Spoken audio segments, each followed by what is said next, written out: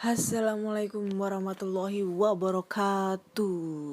Berjumpa dengan saya Ana di sini di podcast kisah horor. Nggak pakai ketawa karena udah ada openingnya ya. Oke. Aku di sini akan membacakan cerita horor email berhantu yang sudah dikirimkan teman-teman melalui podcast kisah horor@gmail.com ataupun di DM Instagram podcast kisah horor dan DM Instagram Ana Olive. Hari ini hari Sabtu, tanggal 11 Juli 2020 pukul 3 lewat dini hari. Ya, seperti biasa aku akan membacakan cerita horor ini lewat tengah malam karena selain aku menghindari kebisingan kendaraan di luar, selain itu juga aku ingin merasakan sensasi cerita horor dari kiriman teman-teman semua. Karena biasanya kalau kita ngedengerin cerita horor ataupun kita mau bercerita horor juga lebih enak, lebih afdol itu lewat tengah malam. Kayak apa ya, lebih greget banget gitulah. Betul gak sih ya? Oke, langsung aja kita bacakan ceritanya. Ini udah ada 3 cerita yang aku pilih. Dan cerita pertama datang dari email. Oke, cerita pertama ini gak ada namanya, gak mau disebutin. No name. Halo podcast kisah horor. Aku mau nyeritain pengalaman seram yang aku alami malam Jumat kemarin dan membuat aku kapok untuk keluar rumah sampai lewat tengah malam saat malam Jumat. Kan aku begadang di warnet pada malam Jumat dari jam 9 sampai jam 2 dini hari. Nah, pas pulangnya itu kan aku lewat jalan biasa. Jalan ini di sebelahnya ada kali besar yang sebenarnya gak dalam, tapi jarak permukaan kali dengan jalanan lumayan jauh. Jadinya kayak jurang gitu deh. Nah, di beberapa sisi kali itu ada jembatan yang menghubungi jalan kecilnya, terutama untuk motor dan pejalan kaki. Meskipun mobil pribadi kadang juga lewat. Dengan jalan utama yang khususnya untuk kendaraan, terutama bis kota yang gede-gede. Aku waktu itu lagi lewat jalan yang kecil. Nah, di dekat salah satu jembatan, ada anjing yang gonggong-gonggong dan melolong-lolong. Awalnya sih, aku berusaha tenang. Tapi selanjutnya gimana ya? Di bawah jembatan itu, di kolongnya, aku ngelihat cahaya warna orange, kayak cahaya api lilin melayang-layang. Kayaknya sih melayang. Aku gak begitu yakin. Soalnya aku gak lihat dari dekat. Gak berani deh aku. Aneh. Jelas-jelas di situ gak ada orang. Cahaya dari mana coba? Akhirnya aku memilih untuk mengambil jalan lain. Karena entah mengapa, sesuatu dalam diri aku gak ingin lewat jalan dekat dekat jembatan itu. Jalan lain ini lebih jauh dari tempat kos. Nah, ternyata di jalan yang satu ini malah ada 2 anjing liar yang lagi jalan-jalan. Awalnya mereka cuma jalan biasa. Gak taunya mereka ngikutin aku di belakangku. Tiap kali aku lihat ke belakang ke arah mereka berhenti jalan.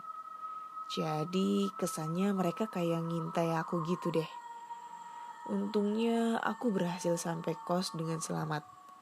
Alhamdulillah, aku kapok deh begadang di malam Jumat lagi. Oke. Ini cerita dari seseorang yang tak mau disebutkan namanya. Jadi dia mau cerita tentang kejadiannya pada saat dia pulang lewat tengah malam pas di malam Jumat. Dan dia diikutin sama sosok anjing liar, ada 2 dan cahaya merah orange gitu yang melayang. Ya kayak semacam banaspati kali ya. Gitu kali ya. Ya aku gak tahu sih ya. Oke. Cerita pertama cukup singkat, jelas, dan agak kurang greget ya bagi aku. Menurut kalian serem gak? Oke, langsung aja kita lanjut ke cerita kedua ya. Cerita kedua ini dari email namanya Raisya. Judulnya adalah Hadiah Ulang Tahun. Halo Kak Ana Olive, nama aku Raisya. Aku pernah punya pengalaman horor yang terjadi saat ulang tahunku ke-17 tahun 2002 lalu.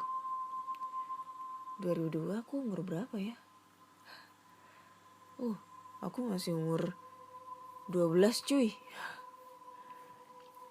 Bisa dikatakan ini adalah hadiah ulang tahun aku.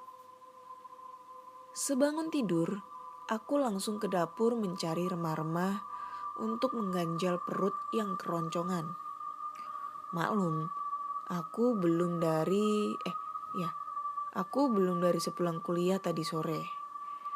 Aku bingung karena tumben gak ada orang di rumahku. Biasanya rumah selalu penuh orang. Sebodoh amat. Perut aku keroncongan lagi. Aku ngecek kulkas untuk melongo isinya. Kosong. Gak ada apa-apa di dalam sana. Kecuali mie instan. Anjing nih orang-orang. Pada gak inget apa ya? Kalau aku hari ini ulang tahun. Aku menitikkan air mata waktu itu.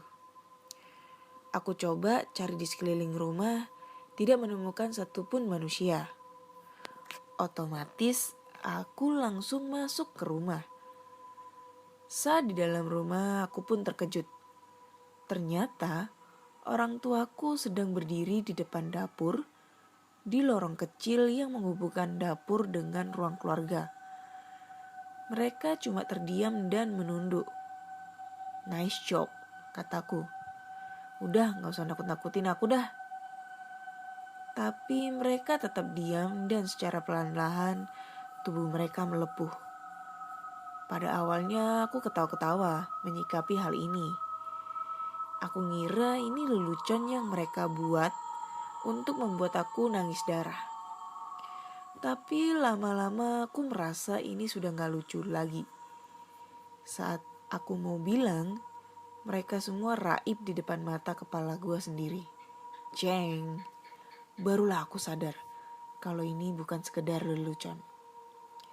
Dengan pikiran yang linglung, aku bergegas ke warnet dan menghabiskan malam ulang tahun di sana main Ragnarok.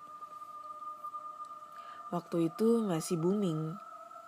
Sementara orang tua, Bokin sama beberapa temanku yang merencanakan kejutan ulang tahunku sia-sia belaka. Padahal mereka sudah meninggalkan note di atas TV bahwa mereka sedang menunggu kedatanganku di restoran. Pengalaman horor yang kampret menurut aku. Thanks Kak Ana udah dibacain cerita aku. Oke, cerita kedua datang dari Raisya yang menceritakan tentang pengalamannya diganggu makhluk halus sosok astral ya pada saat ulang tahun dia, anniversary dia lah yang ke-17.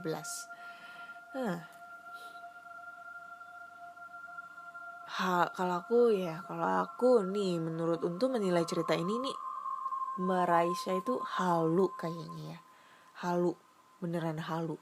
Mungkin efek karena lapar perut keroncongan, jadi bisa aja berimajinasi yang aneh-aneh.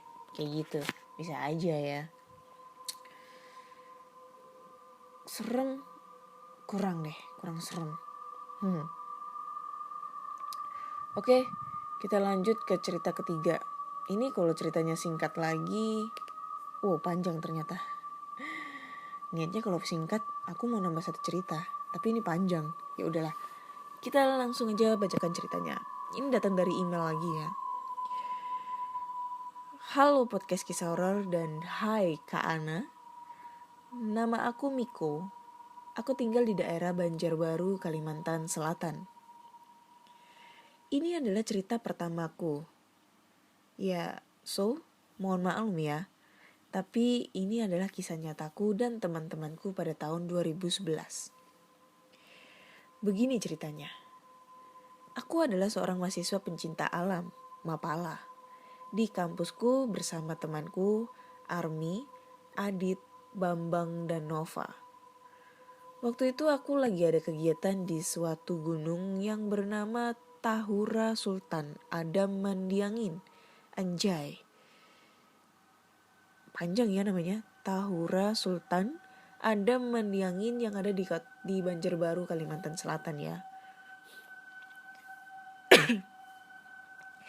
Yap, gunung ini itu adalah hutan lindung, Kak. Dan di sana merupakan bekas penjajahan Belanda. Banyak peninggalan Belanda seperti kolam Belanda, benteng Belanda, pemandian putri, dan lain-lain. Kegiatan kami tidak lain dan tidak bukan adalah pendakian gunung.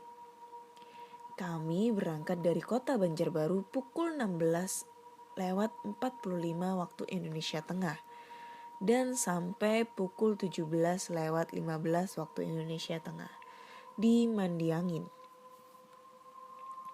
Setelah sampai di sana, kami mengecek alat-alat kami sebelum kami melakukan pendakian dan nongkrong dulu di warung.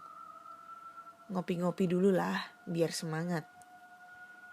Singkat cerita, jam sudah menunjukkan pukul 10:12 malam waktu Indonesia Tengah. Saatnya kami pemanasan dan berdoa sebelum melakukan kegiatan pendakian. Setelah selesai pemanasan dan berdoa, baru kami mau memulai pendakian. Kami sudah merasakan hal yang aneh, seperti bau yang tidak sedap dan ada yang kayak mengawasi kami dari kegelapan hutan. Itu semua membuat kami takut. "Mik, kamu ngecium bau busuk gak?" ujar Army. "Hus, jangan diomongin," bilangku. "Tahu nih, Army, yang kayak gitu malah diomongin, bikin takut aja," sahut si Bambang. Dan kami memulai pendakian kira-kira sudah 3 jam lamanya kami mendaki. Gelapnya hutan semakin mencekam seolah-olah ingin menelan kami semua. Saat asik jalan, kami mendengar suara hentakan kaki yang begitu keras dari belakang kami. "Woi, stop dulu deh. Kalian dengar gak? Suara orang jalan tuh," ucap Army sambil ketakutan. "Memang gila nih Army. Dari tadi bikin takut kita-kita aja nih," sentak Nova. "Iya nih Army, bikin orang parno aja dalam hutan," ditambah Adit. "Sudah diam, jalan aja terus. Gak perlu ada yang dikhawatirkan," bilangku sambil nenangin diri. Kami pun jalan terus, sampai kami menemukan benteng Belanda. Ketegangan pun mulai memuncak saat temanku melihat pasukan Belanda tanpa kepala di depan benteng Belanda tersebut. "Itu apa? Itu apa ya? Kayak orang tanpa kepala," ujar Nova yang mukanya pucat abis. Dan kami semua hanya diam tanpa mengucapkan sepatah kata pun setelah mendengar Nova berucap seperti itu. Ternyata bukan hanya Nova yang melihat pasukan Belanda tanpa kepala itu. Kami semua melihatnya dengan jelas. Mereka membawa senjata dan berpakaian rapi. Hanya saja tidak ada kepalanya. Kami semua hanya diam dan gak bisa bergerak, berbicara pun susah. Sedangkan aku hanya membaca doa apa saja yang aku hafal. Dan alhasil penampakan tersebut hilang begitu saja. Kami istirahat sejenak dan saling memandang satu sama lain. Ayo kita lanjutkan, sebentar lagi udah nyampe puncak nih, kataku sambil memberi semangat ke teman yang lain. Dan akhirnya kami sampai puncak dengan selamat. Begitu pula dengan pulangnya, sampai Banjarbaru. Begitulah kisah nyataku. Maaf bila ada yang kurang dan kata-kata yang kurang pas. Terima kasih podcast kisah horor. Oke, terima kasih kembali buat Mas Miko untuk ceritanya ya, cerita tentang pengalaman naik gunung apa tadi? Gunung Gunung Tahura Sultan Adam Mandiangin, anjay panjang. Ya. Emang biasanya kalau cerita tentang pendakian gunung itu emang identik serem-serem semua guys. Beneran serem. Apa ya? Berasa creepy-nya gitu. Apalagi yang ngalamin itu kita sendiri. Karena ya udah gak jadi umum lagi ya. Kalau kita daki gunung itu bisa jadi kemungkinan 50% selamat, 50% tidak selamat. Gitu. Atau juga bisa jadi 50% selamat, 30% tidak selamat, hilang, 20% sempat hilang lalu kembali dengan keadaan linglung. Itu biasanya yang sering terjadi untuk pendakian anak mapala, mahasiswa pencinta alam. So bagi kalian nih ya, kalau suka ngedaki gunung ya, traveling gitu ngedaki gunung, apalagi gunungnya itu yang memang terkenal angker, kalian harus hati-hati. Jangan sampai melarang pantangan yang sudah diatur di sana. Jangan frontal, jangan ngomong kotor, jangan tidak berbuat tidak sopan, jangan buang air sembarangan. Dan bagi yang cewek-cewek itu, kalau bisa mau ngedaki di saat udah selesai haid aja. Karena biasanya kalau kita lagi haid, itu mengundang banyak makhluk halus dari darah kotor kita itu. Oke, itu aja sih ya. Udah ngantuk juga akunya ini, udah jam 3:30. Aku jam 4 juga udah harus bantuin mamaku. So, jika kalian suka dengan cerita kali ini, kalian bisa langsung aja follow podcast kisah horor di Spotify, Google Podcast, Apple Podcast, dan Anchor ya. Jangan lupa di follow agar kalian selalu update tentang cerita-cerita horor terbaru. Dan juga jika kalian suka dengan video-video explore tempat-tempat terbengkalai, kalian harus langsung aja cross check ke channel YouTube aku, namanya Anna Olive, ANNA OLEVA. Jangan lupa kalian subscribe, like, komen, dan share agar aku selalu lebih efektif, lebih semangat lagi untuk membuat konten. Sebenarnya sih besok hari Sabtu ya. Hari Sabtu itu jadwal aku untuk upload video terbaru. Tapi aku masih bimbang nih ya, karena video yang kali ini tuh penerangannya kurang gitu. Masalah center biasa. Ya pokoknya nanti jangan lupa kalau misalnya nanti videoku udah tayang, jangan lupa di subscribe, like, komen, dan share sebanyak-banyaknya. Oke? Terima kasih sudah mendengarkan podcast kisah horor, dan terima kasih sudah mengirimkan cerita-cerita kalian di podcast kisah horor. Ditunggu cerita-cerita baru yang lainnya. Dan akhir kata, mohon maaf jika ada salah-salah kata dalam pembawaan cerita kali ini, dan terima kasih sudah mendengarkan podcast kisah horor. Dadah.